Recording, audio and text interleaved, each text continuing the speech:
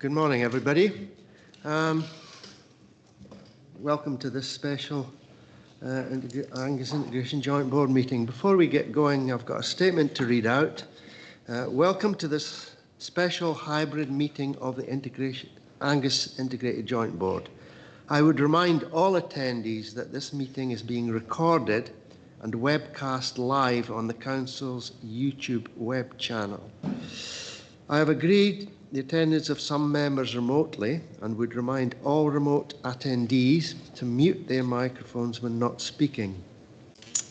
For any members of the public watching, please note that all the public committee reports including details of specific recommendations, are available on the Council's website. Thank you. So, thanks again to everybody for coming along to this extra meeting on not one of our normal scheduled meetings, but important one nevertheless. So I'll start off with, before I get on with the item one, I would just like to welcome Liz Prudhomme to the meeting as a new head of service, just here to see how audit meetings are conducted. Hopefully you get an idea, and also welcome members of Sandy's financial team as well. Thank you. So item one, have we got any apologies? Liz, I know we have some. Thank you. Yes, we have apologies from Chris Boyle and Hayley Mearns. Thank you. And item...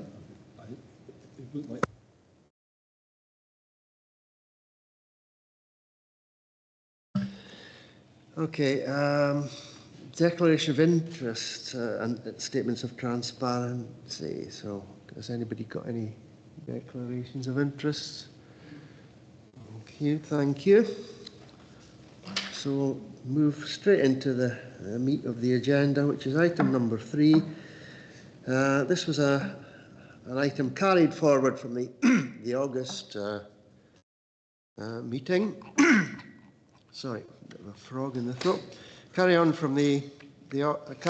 from the August meeting, and it was essentially a follow-up actions and governance action plan report that should have been there at the time, but it's now being presented to the committee.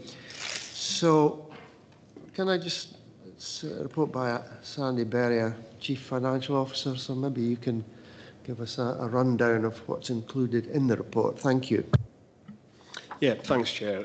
Just a reminder for everybody, we do try and produce these reports and share these reports at every audit committee meeting, and unusually we didn't do that in August. There was a combination of circumstances that led us not to do that, just based on the balance of things that were going on. Capacity issues, the fact it was only 2 months since we actually had a June update, and not a lot had changed over that summer period, as some of you can probably imagine. The fact that we were looking to introduce a new process, which is documented in the appendix, which I'll come on to in a second. And we were changing some of the categorisation, we had annual leave issues, there's a whole series of things going on. It just on balance really wasn't practical for us to bring it to the August meeting. But we did commit at the time then, having not done that, to bring it back to the October meeting or the next meeting we had, and that's this one. So grateful for this to be included in the papers for today. So as is usual with these papers, they set out a list of long-standing issues, or actually I've made it sound worse than it is. They set out a series of issues of which some are long-standing.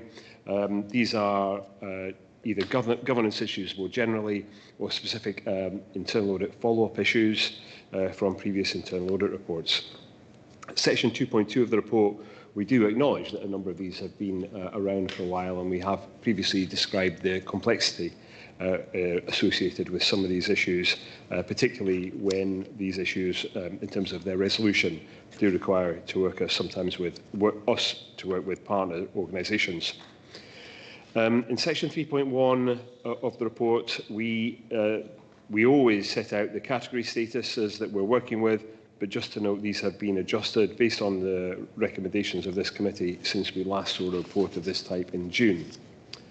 I've documented the key highlights in sections 3.2 to 3.6 that we felt were just worth highlighting from the appendices 2 and 3.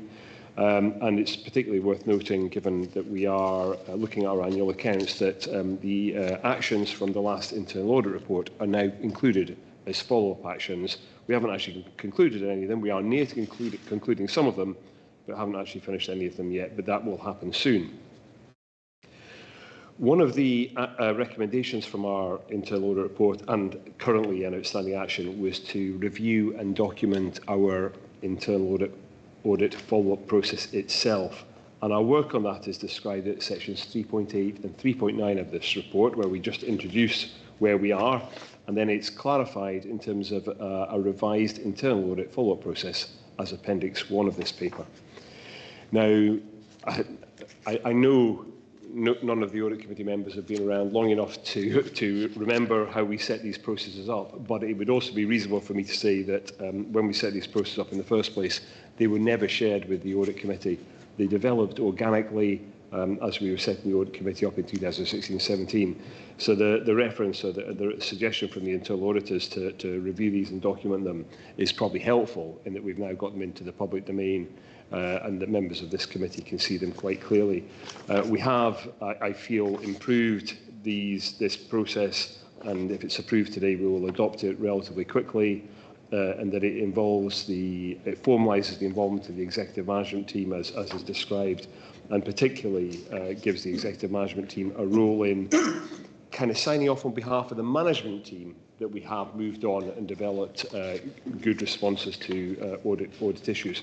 The audit issues will still always come to the Audit Committee for review and complete formalisation, but it brings the management team into that process so that the likes of Jill or me or other senior managers can see that we've got everything in the right place in terms of responding to actions.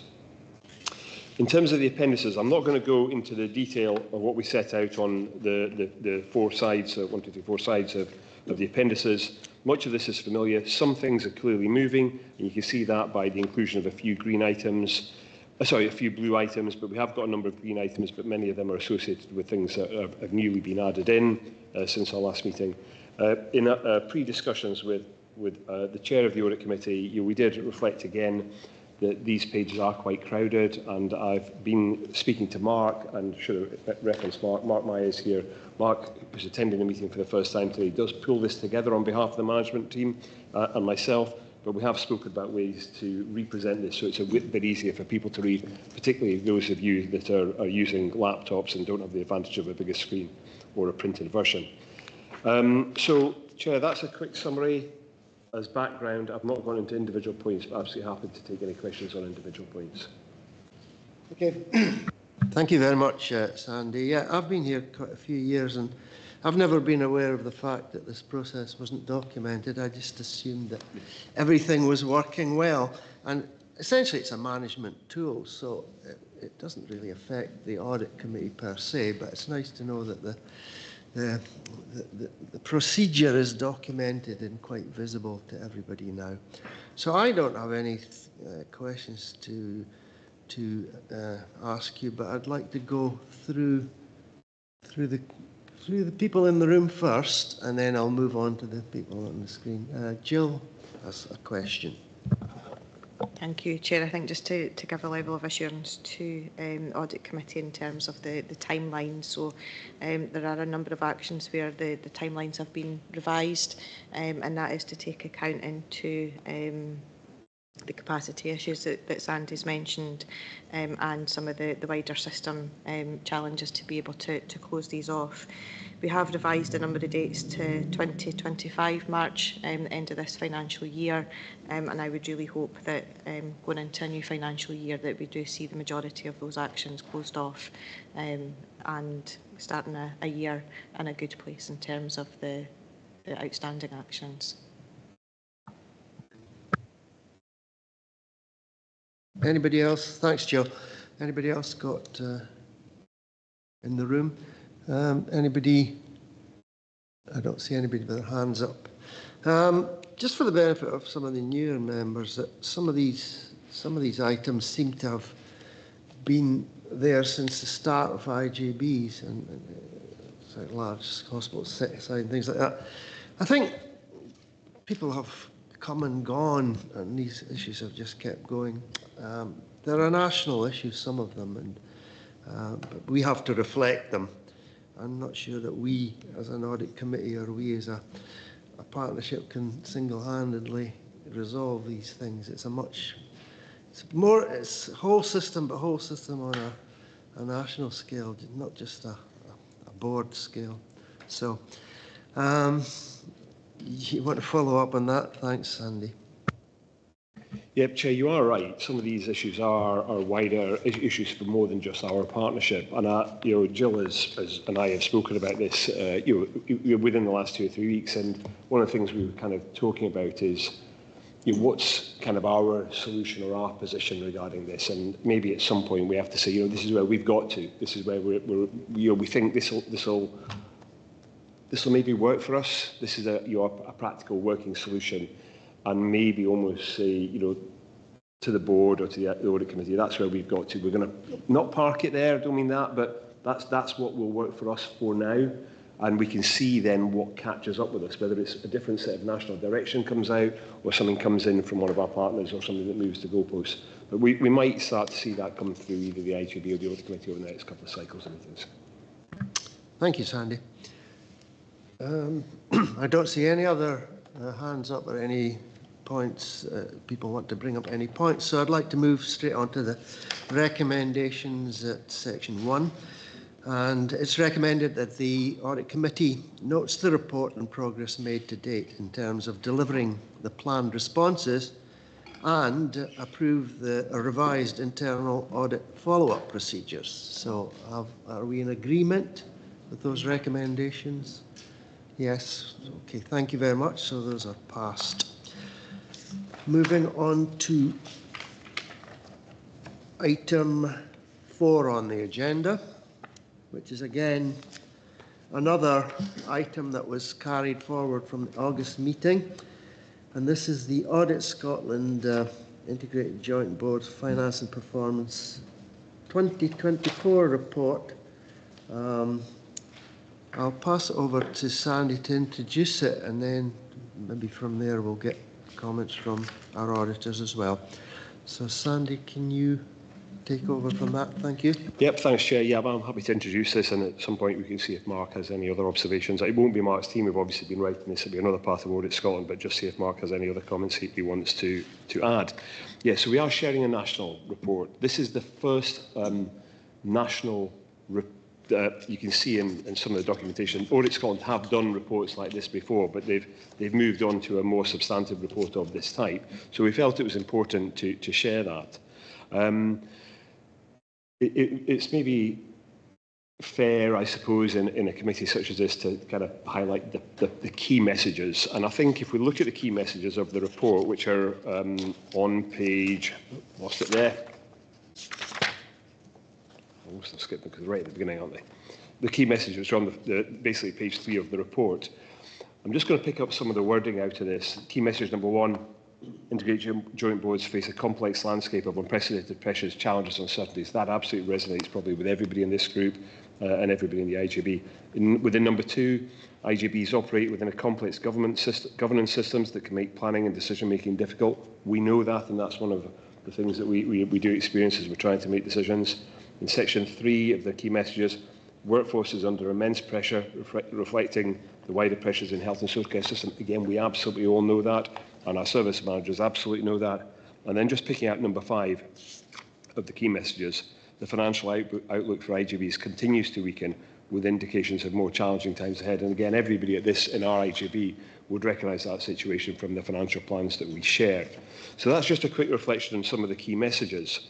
But there was also a series of recommendations that came through the report, and we've looked at those recommendations there from page 6 of the report. We've looked at those recommendations and we've included a series of our responses to those, which are set out in section 3.3. I'll come to them in a second. The report also covers a high-level position of the financial reporting of IJBs. It only goes up to the end of March 23, so the end of not the last financial year, 23-24, but the one before. But what you can see from that, and I've covered it in section 3.1 of this report, that the Angus position is generally at the upper end of financial performance, which of course is only one way of looking at the performance of an IJB as a whole, but in terms of financial position, it's generally at the stronger end.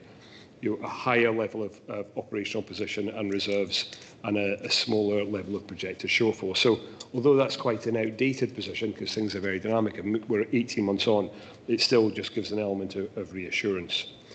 There's also some information included in the main report about performance reporting and about commissioning. We've shared that with the relevant working groups inside the partnership, the performance steering group and the group that looks at third-party contracts. We have reviewed the recommendations of this report in section 3.3 here of our papers here today, and we've shared the whole report with the executive management team, and the output of our proposed IJB position is the shared views of the executive management team. And what you can see is when we've done these assessments against where we are with these recommendations, in a number of them we think we're actually okay, and we're not looking to generate us doing more work and more responses. We think the position we have is relatively justifiable. I'm not saying strong, but relatively justifiable in the scheme of things. And then for another set of the actions, we have said we feel we need to do something in response to that. And that's what we set out under the next step sections here.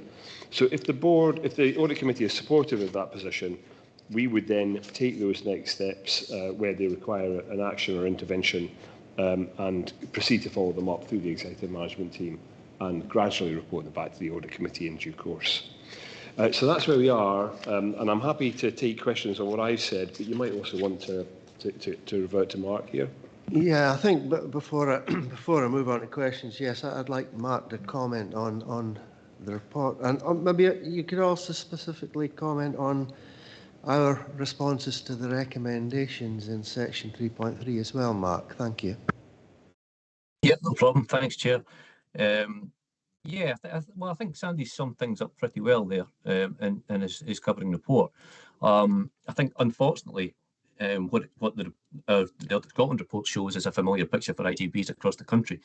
Financial sustainability, unmet needs, workforce and recruitment issues, are all a familiar picture, I think, and all really point to a need for transformation in relation to services, albeit that's increasingly difficult.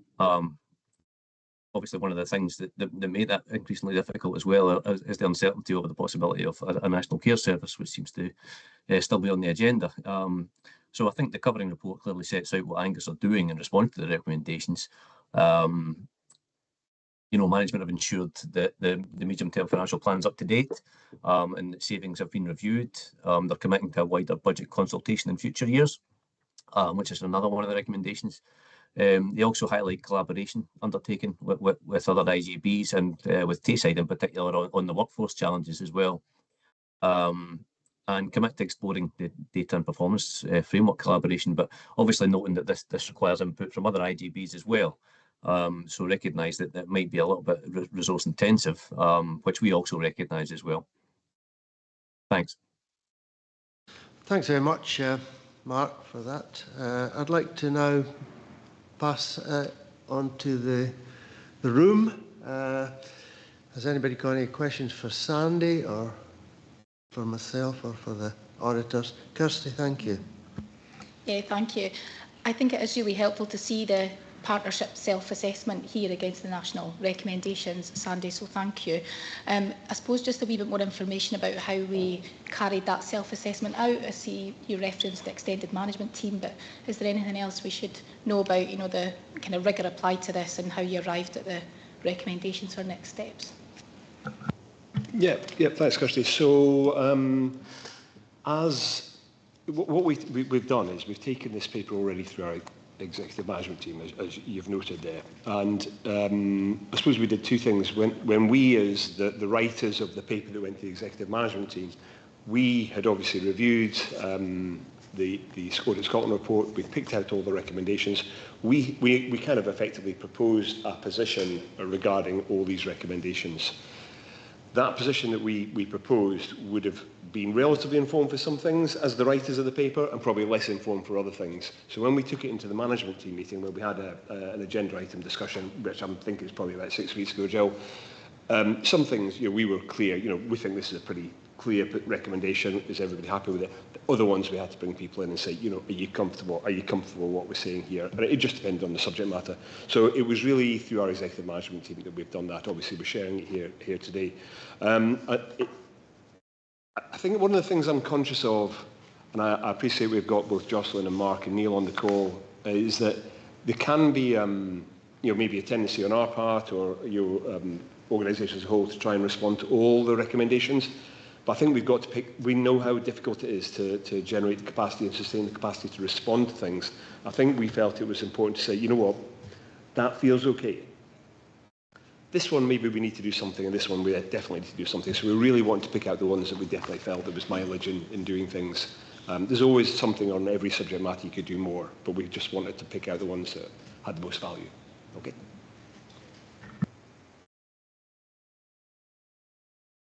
Thanks for that question. Cassidy, just a follow-up from that is, now that we've got these position statements, how are we going to monitor those? Are you bringing them back to the audit committee on a periodic basis? Yeah, Chair. Yeah, so what we plan to do is, in the equivalent of the report that we've just seen, which is the internal audit follow-up report, there's a governance action section of that.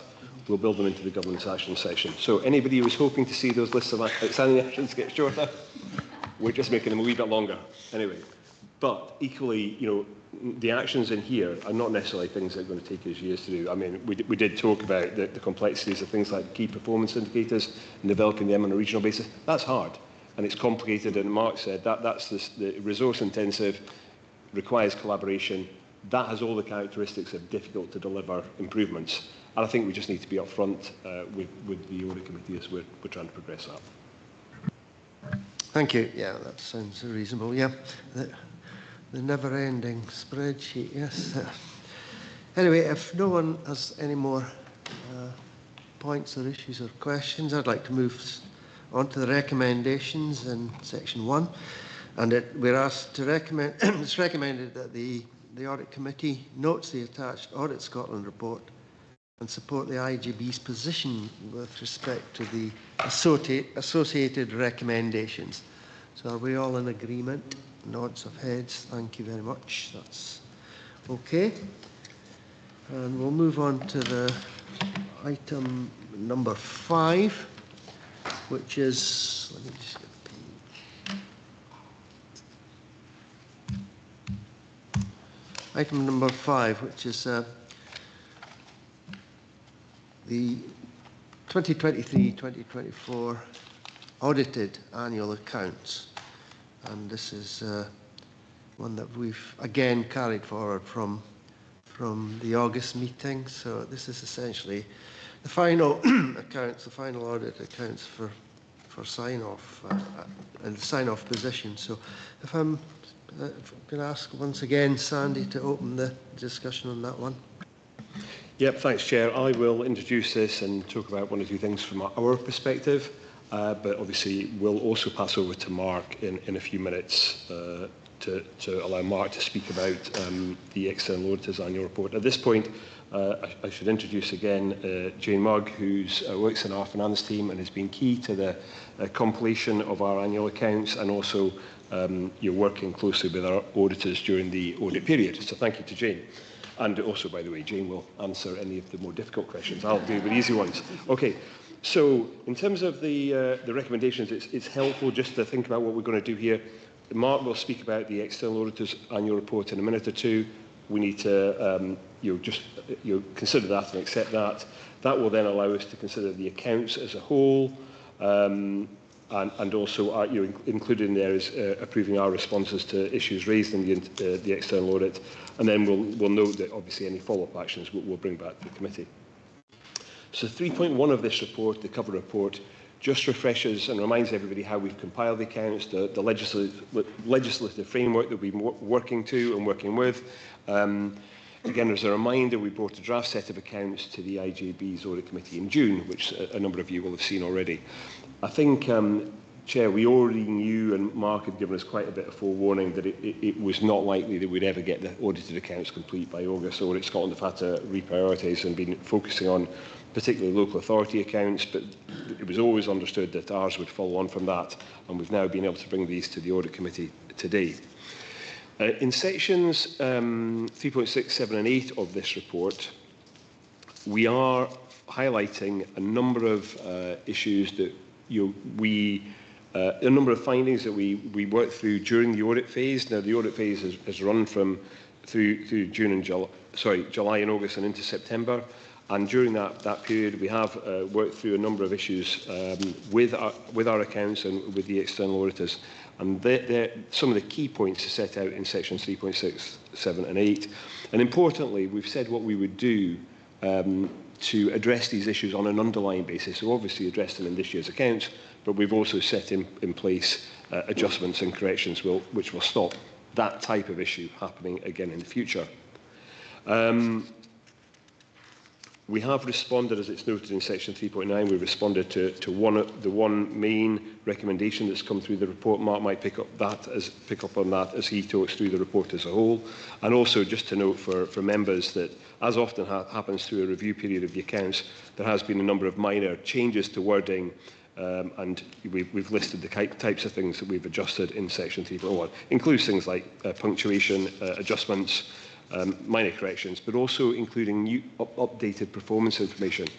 Because when we completed the draft accounts, we did not have finalised performance information, but we did receive that towards the end of July, and our auditors knew that we would bring that into the final version of the accounts. It's worth noting that there has been one item of wording change in our final set of accounts that is being adjusted since this set of accounts. It's on page 149 of the consolidated papers, or in section 9 of the notes to the accounts, and one word has been removed from the note to the accounts, where we've removed the word "our" from a sentence, and it talks about the net movement of reserves now, whereas it previously said the net movement of our of reserves. So we've taken that out and adjusted it. So, Chair, that's a quick set of introductory comments and how we've got to where we are. And, of course, the key output of the audit review period has been the Audit Scotland report, which I'll now pass over to Mark to discuss. Yep, thanks, Sandy. Thanks, Chair. I'll just say a couple of words on the paper that's attached to Sandy's covering paper as well, which is our covering letter, proposed independent auditor's report and draft letter of representation. So the letter confirms that there are no unadjusted misstatements in paragraph 6, and also just to draw your attention to paragraph 7, which asks members to bring to our attention, any instances of actual suspected or alleged fraud, any subsequent events that occurred since the date of the financial statements, or if there is any material non-compliance with laws and regulations affecting the entity. So yeah, just to flag that members can bring that to our attention, please, if they're aware of any of these such instances. So I won't go, in fact, I won't say any more on that paper because it's all included in the annual report anyway, so I'll just go straight ahead. So our proposed annual report for 23-24. This will remain proposed until the accounts are signed off, which hopefully should be later today. So I'll take the report as read, so I won't say too much, but just a few areas to highlight. The key messages on page 3 confirm that our opinions are unmodified and everything was provided within our agreed timescales. We also confirm that the board operated within its budget and highlight the operational underspends, as well as confirming that there are sound financial management and governance arrangements in place. We also highlight that strategic priorities are clear, but that workforce challenges remain a significant risk to the board. At paragraph 14 and exhibit 1 on page 7, we explain our materiality values. And exhibit 2 outlines our significant findings, as Sandy touched on. So these have been highlighted in the covering report by management, so I won't go through them in detail. But we're satisfied, as Sandy said, that the issues have been resolved and that there are measures in place to prevent any recurrence in future years within the production of the accounts. I will just bring to your attention the post-balance sheet event, which is the third issue in that table. So this didn't require any amendment to the figures in the accounts themselves, but it did require just an extra disclosure to highlight the potential deployment of reserves, where a decision could have been made before or soon after the signing of the accounts. Section 2 of the report confirms the financial management arrangements of the board, which are appropriate. And we also have some commentary there on financial sustainability. Now, this explains that a strategic financial plan is in place, as you know. However, the development of savings is required to address the funding shortfalls in the future. So the plan provides a good basis, but savings and interventions now need to be prioritised so that they can address the forecast funding shortfalls. And we've got a recommendation to that effect in paragraph 44. As Sandy said, management have provided a response to that recommendation, and an associated action and timescale is included at Appendix 1 of the report. Section 4 covers vision, leadership and governance, with the key issues being in relation to workforce management, as I've already mentioned. However, we also highlight that there's measures being taken by management to address these, so that the problems faced can be addressed, as I say. Section 5 covers the use of resources. And we highlight that although performance has declined in some areas and in some KPIs, the board are still outperforming the Scottish average in most areas, so that's a positive story. So I don't plan to say too much more, and as I say, I'll take it as read, but hopefully things are fairly self-explanatory. However, Neil and myself are here and obviously happy to answer any questions on the detail that members might have. So thanks. Thanks, Mark, and thanks, Andy. Yeah, it's a very positive report, and it's the only one outstanding recommendation issue is the one that we are very familiar with and working on all the time, which is the ongoing financial sustainability. But that's a kind of an issue with again, it's a national issue, but it's ours as well. Yeah, I don't see any issues with the report or with the audit accounts as they are, but I would like to offer the audit committee a chance to comment on it, and if anybody's got any questions. No, I don't see anything, so it's all fairly straightforward. It's all very clear and concise and positive, I would say. Thank you. So in that event, I'd like to move on to the recommendation, if I can find the right page. Oh, I've got it. Thank you. Yeah, I've just been passed a paper copy. Thank you very much. Recommendations on section 274 of the combined papers. It's quite a long list of things to say. My throat's a bit sore at the moment, so I'm assuming, and I hope this is legally okay, that everybody has read the recommendations, and that I'm just going to ask that you approve all of them as written on that piece of paper. Thank you very much. So that's it. Thank you. Oh, just before we leave that subject, Sandy's asked to make a couple of comments. Yeah, thanks, Chair. Just in terms of just clarifying for everybody's, I was going to say for interest, but I'm not sure how interesting it is. Anyway, Mark has alluded to the fact that we hope to get these accounts formally signed. We're hoping to do that today. The likes of myself, Jill, and Julie, as the chair of the IJB, will hopefully all be able to do that. And obviously, hopefully, we're all meeting this afternoon. So that's how we'll wrap up the formalities of this, and we'll close things out. We will then have things like we'll probably have a kind of a bit of a debrief with Mark's team at some point, and we'll pick things up with Mark's team in terms of all the recommendations. I would just like to say, obviously, thanks to Mark, Neil, and their colleague Eddie, who have all been instrumental in helping us get to this report and working through this all relatively smoothly. From our perspective, although we always knew we were going to be a bit later than perhaps we aspired to, it has still been relatively straightforward, so thank you to them.